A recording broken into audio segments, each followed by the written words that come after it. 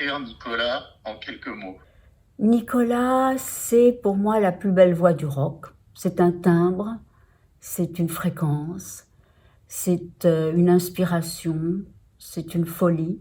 C'est le dernier des rockers qui incarne la vérité. Il vit comme il chante et il écrit comme il est.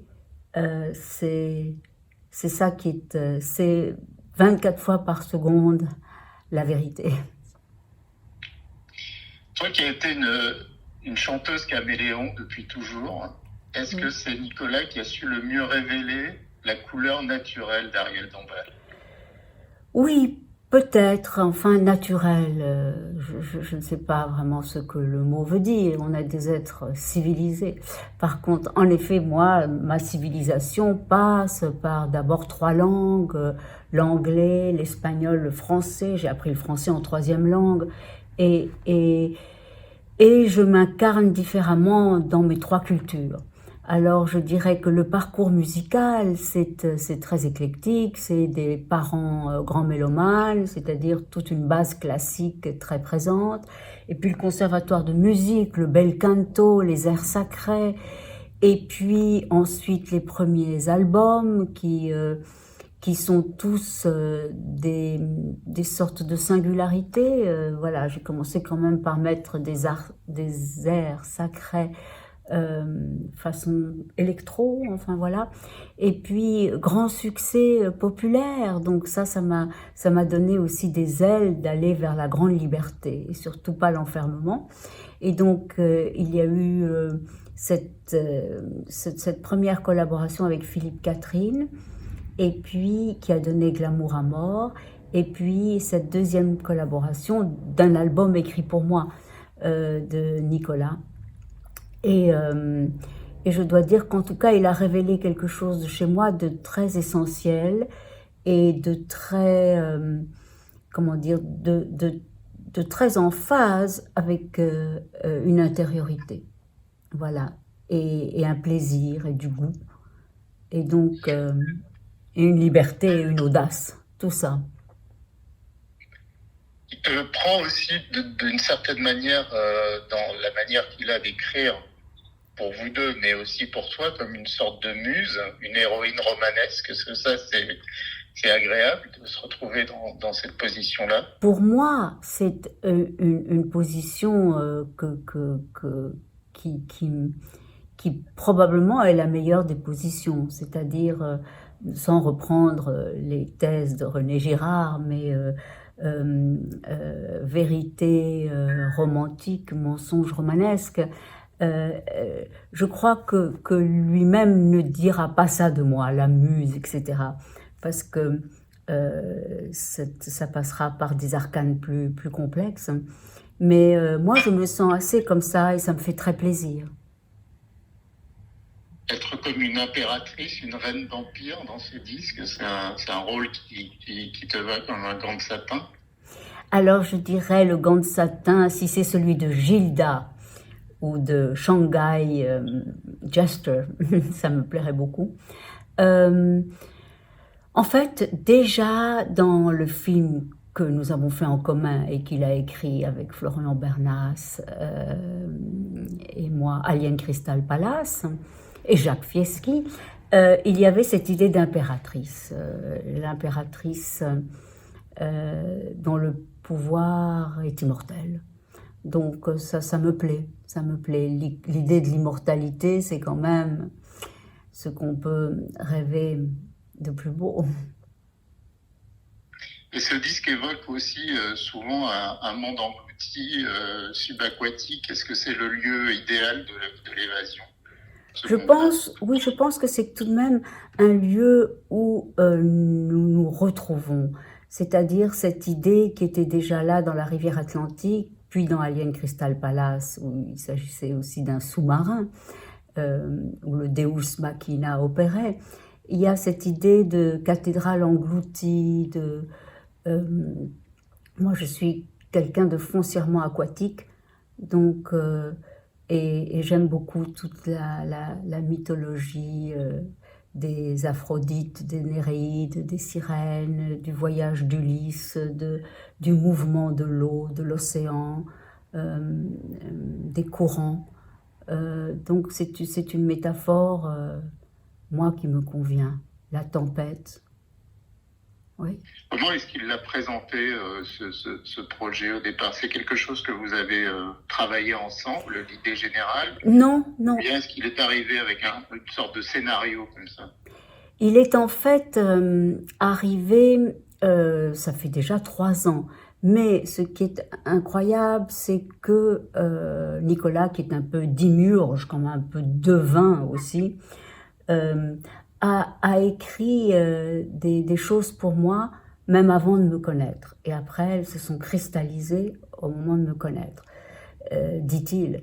Mais non, c'est, comment dire, c'est plutôt un album de fulgurance, comme l'écriture de Nicolas, qui est toujours entre deux eaux alcoolisées, mettons. Et donc, beaucoup de l'album a été écrit à l'hôpital, dans des cures de rehab. Mais il y a certains morceaux qu'il a écrits déjà depuis beaucoup d'années, comme par exemple Grand Hôtel. Grand Hôtel a été probablement une de ses premières chansons en français. Et voilà, elle s'est cristallisée là, dans cet album. Et c'est quelque chose que j'aime beaucoup chez Nicolas, c'est tout cet écho extraordinairement romantique, le romantisme noir, le gothique. Et là, c'est vrai qu'en ce moment, moi-même, je rêve d'hôtel plus que jamais. D'hôtel, de cette idée de pas de frontières, cette idée de parenthèse enchantée, cette idée de mélancolie, cette idée d'aventure, du grand hôtel, du dépays, le dépaysement, et ce mystère du grand hôtel qui est toujours peuplé de fantômes. Mais moi je fais aussi l'éloge, je crois pour Nicolas, c'est simplement le règne matériel. Et c'est un hôtel qui est un peu le cosmos.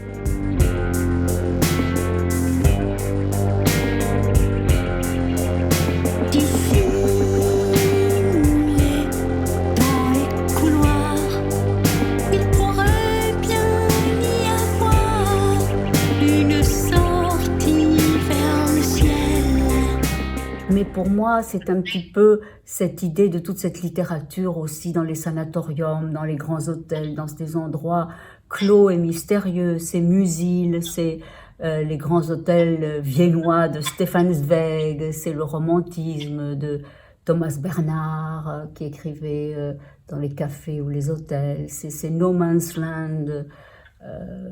Ces îles qui sont un peu ailleurs, et qui sont des parenthèses où on ne fait que passer. J'adore l'idée du lieu de passage.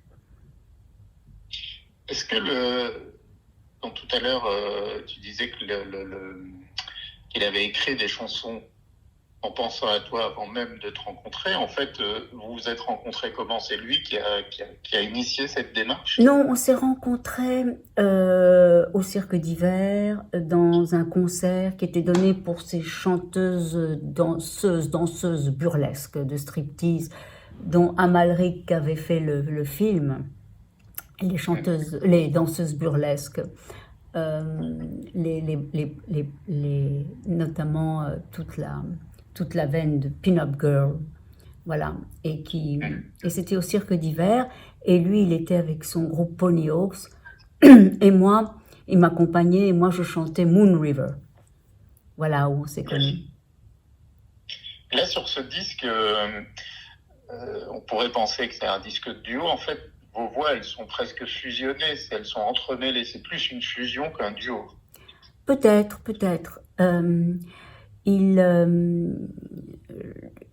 C'est une manière tout à fait particulière de travailler. On travaille beaucoup, tous les musiciens ensemble, et je fais partie plus d'une note d'un grand orchestre, quoi. Et c'est ça qui me plaît. C'est-à-dire que que tout à coup on trouve l'harmonie, on trouve le timbre juste, on trouve l'intention, on trouve parfois c'est susurré, parfois c'est presque parlé, parfois il me dit non, non, là vous pouvez y aller dans votre voix de cantatrice, voilà. Voilà, c'est cette idée de, comme un cheval un peu fou, de lancer ce cheval et de le conduire. Voilà. Est-ce que musicalement, ce projet, c'est aussi la rencontre de vos influences respectives? Musicalement, est-ce qu'il n'y a pas une sorte de coagulation de plein de choses qui appartiennent à vos univers respectifs? Vous n'écoutez pas, j'imagine, la même musique, enfin, pas toujours. Non. Et là, on a l'impression qu'il y a énormément d'influences qui se sont agglomérées comme ça. Oui, absolument, absolument. C'est vrai que on a en tout cas les mêmes goûts et on s'entend au quart de tour. Mais il m'a fait découvrir beaucoup de choses. Moi, je ne connaissais pas les Stooges, je ne connaissais pas le début des Pink Floyd, je ne connaissais pas bien Bowie, je ne connaissais pas bien Morrissey, je ne connaissais pas Joy Division. Voilà. En revanche, je connaissais Nick Cave. L'album est très sous le sceau de Nick Cave, ce romantisme tourmenté noir, même dans l'éclat, même dans les envolées lyriques ou les nappes de violon. C'est pas les nappes de violon, les sons du violon. Là aussi, on a depuis nos débuts ensemble, on a Henri-Philippe Gretz, qui est un violoniste virtuosissime et qui est un de nos partenaires musicaux importants. Et là, on avait un réalisateur qui est un très grand musicien et qui est un copain depuis toujours, Marc Kerr, et qui donc sortait d'une victoire de la musique pour la meilleure réalisation pour le disque de Jeanne Haddad, et donc et qui est un batteur génial. Et puis Dijon aussi, Jeff, guitariste, qui est un grand partenaire musical, et Arnaud Rollin, donc des Pony, qui est vraiment d'une subtilité rare, enfin un immense musicien. Donc on était très entourés de grandes pointures. Ça, c'est aussi très important pour arriver vite à une espèce de fusion, d'entente harmonique, quoi. Donc ça c'était un luxe merveilleux, beaucoup de travail en studio.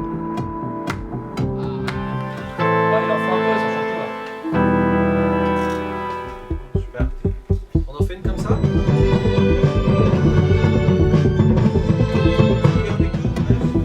There are a lot of words in this world geometry.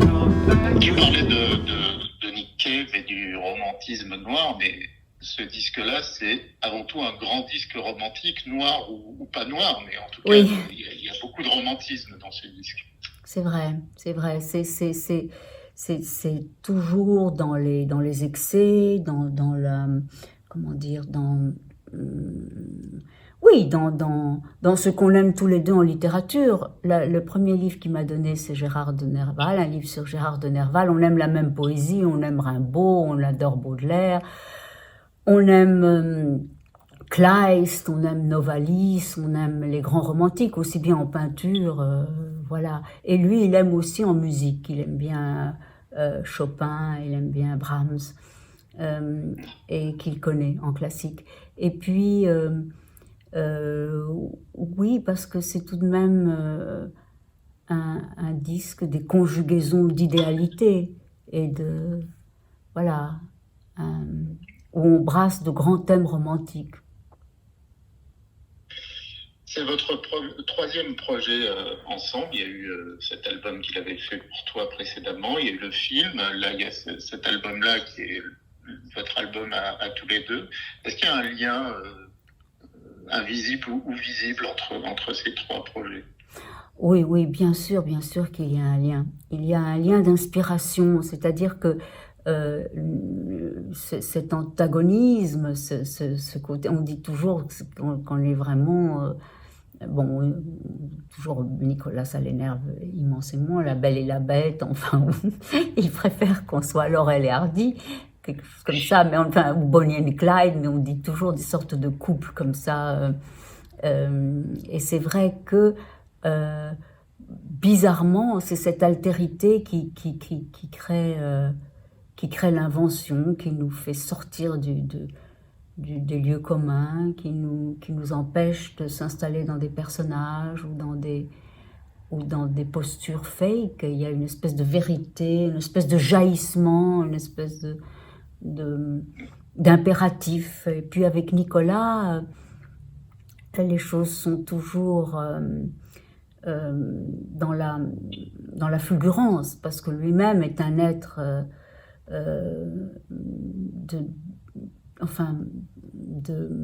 de chaos, quoi.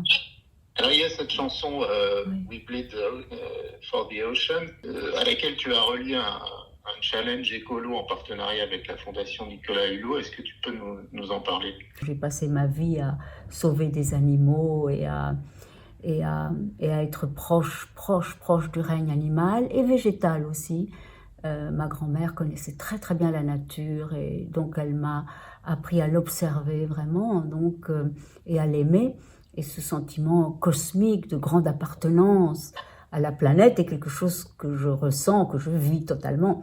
Alors là, depuis 3 ans, moi je suis quelqu'un qui aime beaucoup nager et c'est une dimension pour moi très très importante que la natation, être dans l'eau, les océans, partout, les fleuves, les lacs, les mers, toutes. Et je nage, dès que je peux nager, je nage. Et j'ai remarqué la très grande détérioration des fonds sous-marins et de l'écosystème dans tous les endroits où je vais et que j'affectionne ces dernières 10 années. Et donc j'ai décidé de faire ce challenge de pick up the plastic parce que vraiment le monde est envahi par ce plastique. Le plastique qui est une telle merveilleuse invention, mais qui est si méprisé que les gens le jettent comme si c'était trash, pure trash. Et donc j'ai commencé à ramasser les plastiques. Et pour faire ça, il y a donc ce We Bleed for the Ocean, nous saignons pour l'océan. Et moi-même, j'ai fait un clip, je fais toujours nos clips, sur toutes les créatures de l'océan, et également les créatures métaphoriques, c'est-à-dire les sirènes qui disparaissent. Et je pense que si Anderson vivait en 2020, la petite sirène serait étouffée par les plastiques. Donc voilà, et comme je veux que c'est un challenge, il faut que les gens comprennent que ramasser un plastique, c'est énorme, qu'on guérit la planète en faisant ce simple geste. Donc je sauve une sirène, I pick up the plastic, et j'ai fait ça pendant 3 étés consécutifs. J'ai ramassé beaucoup de plastique et j'étais très très fière de voir les plages ou une rivière complètement impeccable après mon passage. C'est merveilleux.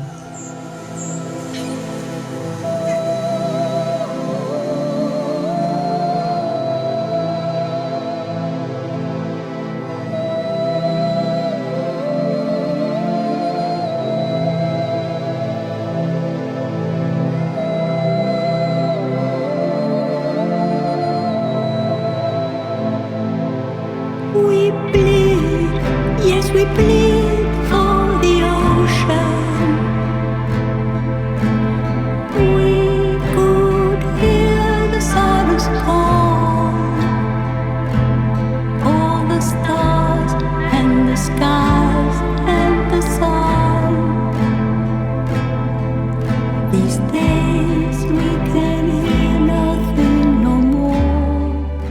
Bon, merci beaucoup Ariel, je te souhaite une bonne soirée. Bonne Oh, après-midi. quelle merveille! J'ai sauté bondi de joie quand on m'a dit que ce serait vous. C'est très gentil. Ouais, vraiment. Bon, À très bientôt en tout cas. j'espère très bientôt. Merci. À vous aussi. Merci Au 1000 revoir. fois, merci. Merci à Bye. vous. Au revoir. Bye. His soul crushed upon a distant beach.